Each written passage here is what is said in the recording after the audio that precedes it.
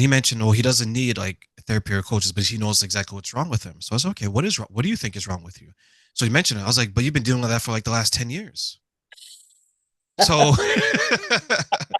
I'm like, the point of therapy is to get you over the hump, Right. right? It's not what you see on TV where you have the electric bolts and and the whips. It's nothing like that.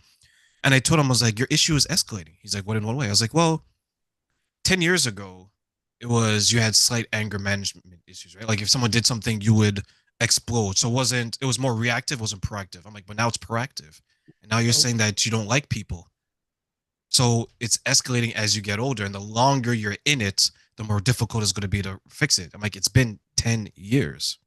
So it's Yeah. like, you may know what your problem is, but you don't know how to correct it. Or, which I think is the case with a lot of people, you don't want to, Mm. right? Because it's easier to talk to someone and not do work versus when you pay someone, now you're kind of like, okay, I got to do something because I'm spending my time, I'm spending my money. Because I think a lot of people get caught up in being the telephone therapist or the sofa therapist. Like your Mm. friends will dump and dump and dump, and then you don't realize how it impacts you until you take a step back and you're like, whoa, I have PTSD from my friend. Sure. Fair enough, right? Because it's triggering, especially let's say, for example, like you've gone through things in your childhood, things like that. So imagine if someone were to come to you and they're sharing all these problems, and in a way it's triggering you, and you know the work that you did, but they may not be aware or they may have forgotten, and then now they're discounting everything you've gone through. They're like, oh, I don't need that, I don't need that. And you're like, maybe you do, because it's helped me and I was there maybe at one point. So what are your thoughts? Well, so I think a few things. And I don't want to go down rabbit holes and then have to ask you to remind me of the question. I do think. Are you familiar at all with IFS, internal family systems? No, no, I'm not. Okay, super, uh, a super easy way to think about therapy.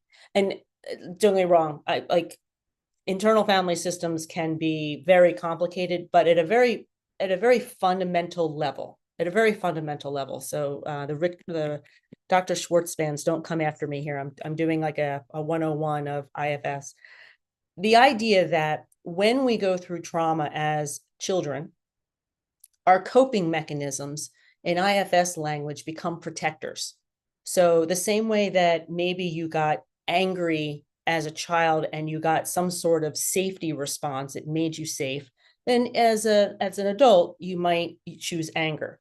Me, it was people pleasing.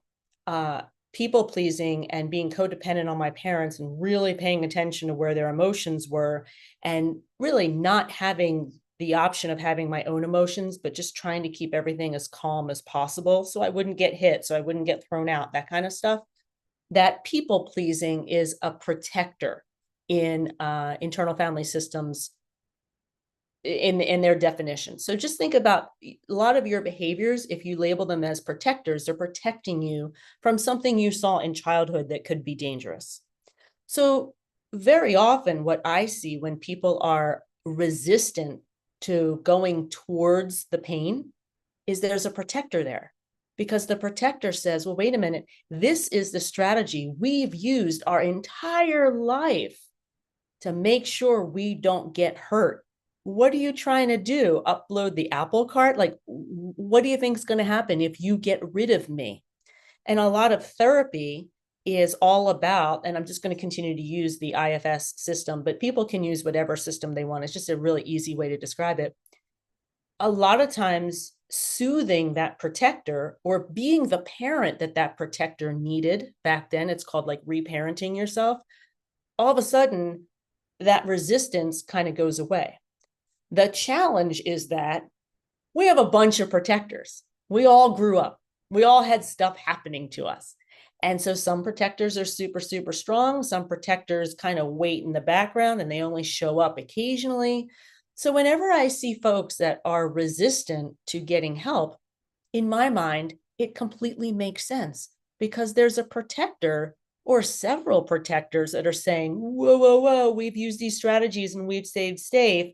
if you kind of start messing around and you don't have this, you don't need this protector anymore, well, you're not safe. Like that's kind of how our internal system, according to that philosophy, goes. So I hope that helps clarify it. Whenever I look at resistance, I faced a ton of resistance during my treatment. I was scared as to, if I get rid of my anxiety behavior, am I still going to have the level, the work ethic that I have? Am I still going to have my skill set? Am I just going to be like lazing around on the sofa watching movies all day? Like these are the strategies I've used. And what I found is that the strategies or the positive things in my life, my work ethic, my curiosity, my wanting to kind of see what happens, right? Um, those necessarily weren't anxiety behaviors, but maybe the pace of them and the urgency of them, that was the trauma response protective behaviors. And so I totally get it. It is really, really scary to think about getting help because you've lived a certain way your entire life, again, using IFS with these protectors. And all of a sudden you're like, wait, I'm going to kind of mess with the protectors. What's my life going to be like? I totally get it because I lived it. Every single therapeutic journey, massive resistance because you just don't know what it's like to live in a comfortable body. You don't know what it's like to actually feel secure. And so it's really scary.